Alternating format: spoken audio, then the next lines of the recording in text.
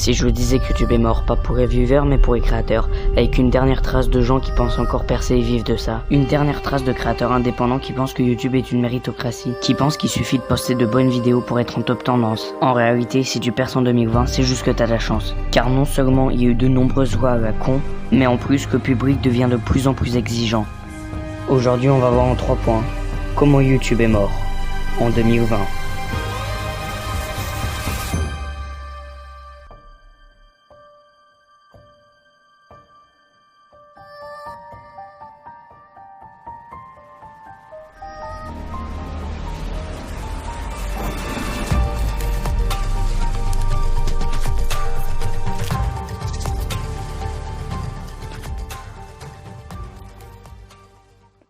Alors pour commencer, le système de strike sur YouTube est nul. Je vous explique.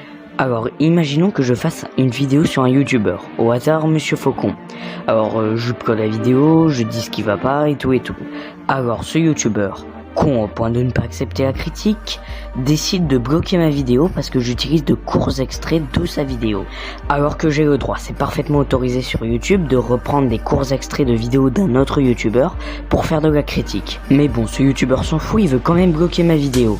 Donc son network m'envoie un mail en disant qu'il va bloquer ma vidéo. Mais bon, à partir de là, j'ai le droit de contester et de citer des articles de loi en disant que j'ai parfaitement le droit et que c'est de la critique. Mais bien évidemment, eux n'ont pas à le faire s'ils veulent bloquer ma vidéo. Donc je cite les articles de loi et blablabla et je renvoie le mail au network. Et la personne qui va analyser et dire si oui ou non j'ai le droit, c'est YouTube.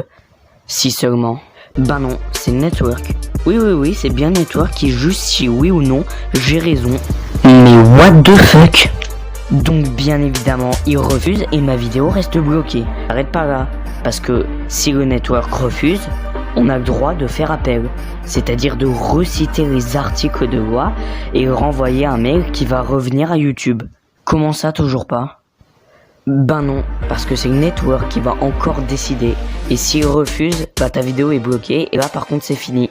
Non mais c'est quoi ce système à la con? C'est comme s'il y avait un tribunal où le plaignant c'est aussi le juge. Pourquoi c'est pas YouTube qui tranche? C'est 1000 fois plus logique. Parce qu'avec ce qui se passe actuellement, les networks ont plein pouvoir, ils font ce qu'ils veulent à partir du moment où il y a 1 seconde de leur vidéo. Mais peut-être que si on a un bon network, on peut contrer cette censure. Bon déjà c'est un gros dos aux petits créateurs qui n'ont pas assez d'abonnés pour avoir un network. Et puis ça reste les plus gros networks qui font la loi.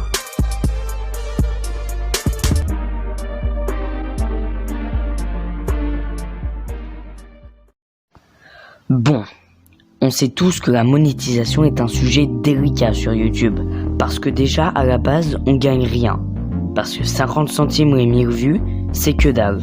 Par comparaison sur YouTube, une pub visionnée est égale à 3 centimes, ça fera environ une trentaine de vues pour 1 euro, ça serait génial. Mais pourquoi c'est aussi bas? Bah déjà YouTube te prend 50% de ton salaire, plus 20% pour les impôts et 10 à 20% pour ton network. Ça veut dire que sur une vidéo que tu as réalisée à 100%, tu peux ne recevoir que de 10 à 30% de ton salaire. C'est juste ridicule. Sans compter qu'il y a quelques années, les annonceurs sont partis. Donc là, ça y est, on rentre dans le vif du sujet. Donc en gros, pour faire court, il y a quelques années, les annonceurs, c'est-à-dire ceux qui mettent leurs pubs sur YouTube, ont vu leurs pubs sur des vidéos de terroristes. Donc ils ont fui YouTube en masse, en enlevant toutes leurs pubs de YouTube. Mais YouTube, au lieu d'attendre bien sagement leur retour, parce que là, on sait tous qu'ils allaient revenir au bout d'un mois, ben non. Parce que YouTube a proposé aux annonceurs des solutions pour qu'ils restent. Et devinez quoi? C'est les créateurs qui ont trinqué. C'est ouf à quel point YouTube privilégie les annonceurs aux créateurs. C'est comme si on privilégiait les essuie-glaces que le moteur de sa voiture. Donc c'est les créateurs qui ont trinqué avec cette fameuse démonétisation. En gros, s'il y a quelque chose qui va pas au robot de YouTube, comme trop de vulgarité ou des sujets sensibles, ben tu vois ta monétisation partir. Et si tu veux la récupérer, bon déjà il y a une chance sur 3, faut attendre 1 semaine. Genre qu'on t'a fait 80% de tes vues. Et c'est pour ça que même avec 800 000 abonnés, certaines personnes ont du mal à vivre de YouTube. Donc certains youtubeurs se tournent vers d'autres techniques, et dont les placements de produits. Mais ça, YouTube n'en touche rien. Mais pour ça on n'a pas le choix, faut sortir des vidéos tendancieuses et régulièrement, ce qui pousse beaucoup de youtubeurs à faire de la merde. Et ça c'est triste. Bon, on a assez parlé de la monétisation, on va passer au 3e et dernier sujet.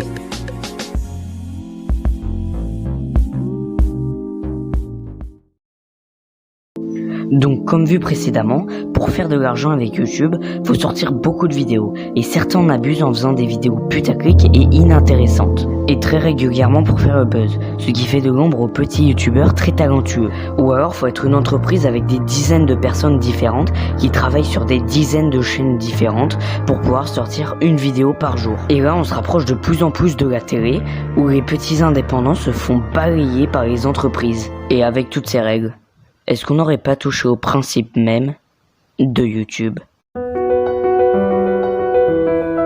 Donc attendez, c'est pas terminé, la vidéo est pas terminée, parce que je voulais vous dire déjà merci d'avoir regardé jusqu'au bout, donc tu peux liker et t'abonner. Donc ce que je voulais te dire déjà, c'est que j'ai ouvert un serveur Discord, donc le lien est dans la description ou dans à propos.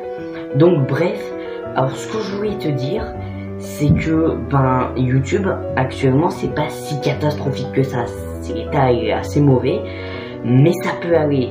Le truc c'est que ça me fait assez peur pour la suite, parce que tout simplement ça risque de devenir comme la télé. Donc voilà, donc n'hésite pas à mettre ton avis dans les commentaires. Donc voilà, donc moi c'était Derenetix. Donc merci d'avoir regardé la vidéo jusqu'au bout, et moi je te dis à plus.